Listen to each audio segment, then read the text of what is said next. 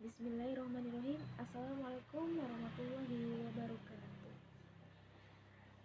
Jadi pada kesempatan yang berbahagia ini, saya akan menyampaikan tausiah yang berjudul Nabi Muhammad SAW sebagai uswatun hasanah. Nah, jadi teman-teman dan ibu-ibu dan bapak-bapak sekalian yang insya Allah dirahmati oleh Allah Subhanahu Wa Taala. Jadi apakah kalian tahu apa itu uswatun hasanah? Nah, jadi uswatun hasanah itu artinya sebuah teladan yang baik. Maksudnya itu Bapak, Ibu, dan teman-teman sekalian adalah di dalam diri Nabi itu terdapat sifat-sifat luhur atau sifat yang baik yang harus kita contoh atau kita teladani dalam kehidupan sehari-hari. Nah, jadi di antaranya yaitu sifat-sifat yang baik yang kita harus teladani dari diri Nabi Muhammad SAW itu adalah yaitu dapat dipercaya, kemudian jujur, amanah, pengasih, dan penyayang. Nah, jadi teman-teman sekalian, sebelum saya menyampaikan apa itu jujur, apa itu pengasih dan maha penyayang, jadi Allah itu berfirman di dalam Al-Quran surah Al-Ahzab ayat 21 yang berbunyi, A'udzu billahi minasyaitonir rajim. Bismillahirrahmanirrahim. Laqad kana lakum fi rasulillahi uswatun hasanah liman kana yarjullaha wal yawmal akhir wa zakarallaha katsira.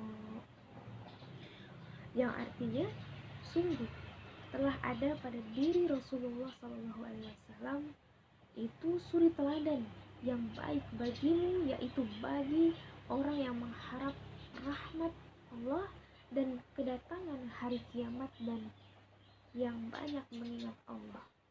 Al-Quran surah Al-Ahzab ayat 21. Nah, jadi teman-teman yang insya Allah dirahmati Allah, jadi di antara sifat Nabi yang harus kita teladani ataupun kita pelajari dalam kehidupan sehari-hari itu kita kita ini harus jujur dan amanah terhadap orang lain.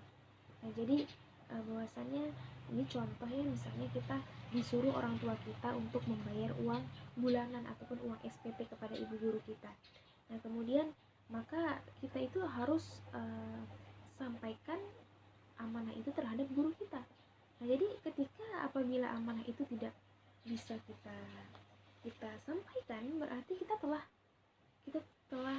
berkhianat, ya kan? Jadi sedangkan berkhianat itu adalah sebuah perlakuan yang sangat tidak diperbolehkan, itu sudah termasuk dosa sekali. Nah, kemudian teman-teman yang berbahagia yang insya Allah dirahmati oleh Allah Subhanahu Wa Taala.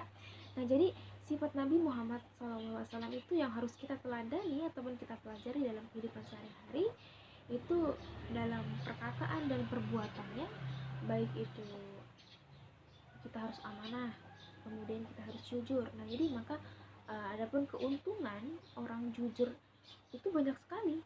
Tidak hanya selain mendapatkan pahala, kita juga akan dihormati oleh orang banyak seperti itu. Nah, kemudian Nabi Muhammad SAW itu memberikan sebuah tauladan yang baik semasa kanak-kanaknya, kemudian semasa remaja, kemudian lebih-lebih setelah beliau itu diangkat menjadi Rasul. Maka sejak kecil Rasulullah itu sudah diangkat menjadi sebagai gelar Al-Amin. Nah, apa itu Al-Amin? Al-Amin itu maka kenapa Allah itu mengangkat beliau menjadi Rasul? Karena kejujuran dan amanahnya seperti itu. Nah, jadi teman-teman yang berbahagia yang insya Allah dirahmati oleh Allah Subhanahu Wa Taala, jadi Rasulullah SAW itu memiliki sifat pengasih dan penyayang. Jadi kasih sayangnya Nabi itu bukan hanya sekedar terhadap manusia, tetapi terhadap hewan, kemudian terhadap tumbuhan. Nah, jadi sebagai contoh kasih sayang Nabi terhadap binatang itu bisa terlihat ketika beliau itu sedang memberikan makan unta. seekor unta dan keledainya. Kemudian di keledainya itu dielus-elus, kemudian diusap-usap badan dan kepalanya, maka kedua binatang itu betul-betul jinak terhadap Nabi Muhammad itu. Nah, jadi kemudian di antara para sahabat itu ada yang bertanya kepada beliau, "Ya Rasulullah, apakah perlakuan baik itu terhadap binatang dapat mendatangkan pahala?" Lalu Rasulullah menjawab, "Semua perlakuan baik terhadap makhluk hidup pasti akan mendapatkan pahala," katanya gitu kan. Kemudian teman-teman yang berbahagia, nah jadi maka dapat saya simpulkan dari cerita Nabi Muhammad SAW ini, sebagai uswatun hasanah sangatlah berperan penting ya dalam kehidupan sehari-hari, dan juga dapat kita pelajari dan kita teladani. Nah, kemudian sifat-sifat teladannya yang dapat sangat sekali bermanfaat dalam kehidupan sehari-hari, kemudian dapat kita contoh dalam perlakuan sehari-hari ini. Jadi demikianlah yang dapat saya sampaikan. Kurang lebihnya saya mohon maaf. Akhirul kalam, ihdinas siratal mustaqim, wallahu muwaffiq ila thoriq.